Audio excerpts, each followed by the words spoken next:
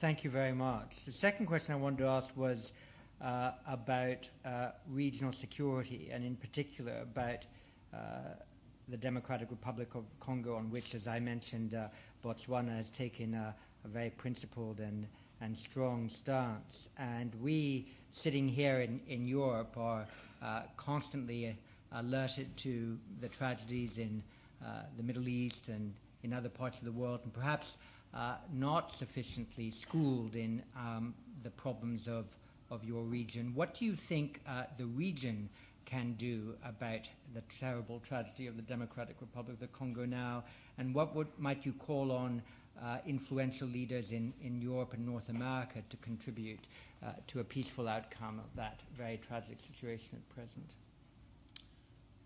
Thank you for the question. Most appropriate. You know, the DRC is potentially the richest country in Africa, and arguably one of the richest in the world. And more than the DRC, I think the world has failed the DRC. We have failed the DRC in appreciating what value, true value, we can get out of them and they for themselves. And part of what can be done is for the likes of myself, when here, to share that with you and share that with leaders outside the DRC, outside Africa, because we in Africa, particularly in Southern Africa, talk about this. One of my maiden voyages was to Angola, and I saw a president who is a former military general in Angola, who's been in office for 6 months. So he felt pretty good when he was, seeing me as a novice.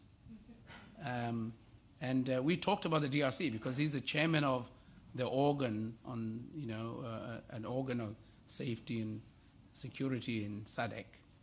And he informed me that on the 24th of this month, he is in agreement with the chairman of SADC, calling what's called a double troika meeting, i.e. the chairman of the organ, the whole membership of the organ, and the rest of SADC, the heads of state level, becomes a summit, and it's double troika, to deal with the DRC.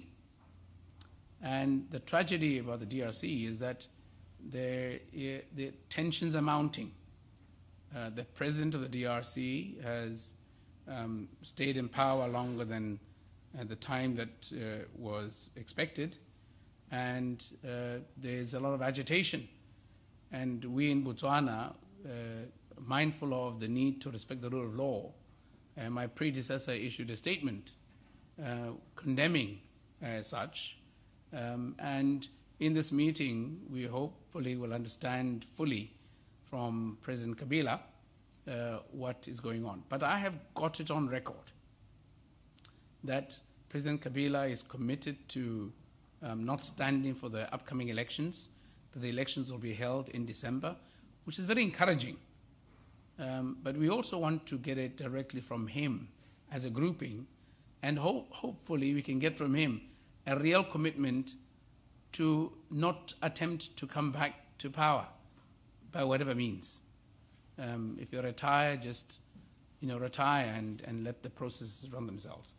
But on a final note, part of the underlying cause of instability in the DRC is that those who harvest the resource of the DRC see benefit in harvesting outside the framework of a rule of law. And that in itself is a real threat. So we need to modernize, we need to bring to order all the operators in the DRC who seem to thrive where there's an absence of proper governance. And that you can help us take home by causing and forcing those who so do to abide with the rule of law. What's good for the goose is good for the gander. Marvelous. Thank you very much. Fleur de Villiers, if you might just wait for a microphone to come. Thank you. Chairman of the Trustees of the IISS. Thank you.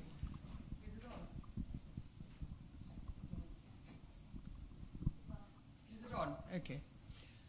President Masisi, the extraordinary miracle of Botswana is that it has escaped the resource curse that people referred to similarly endowed rich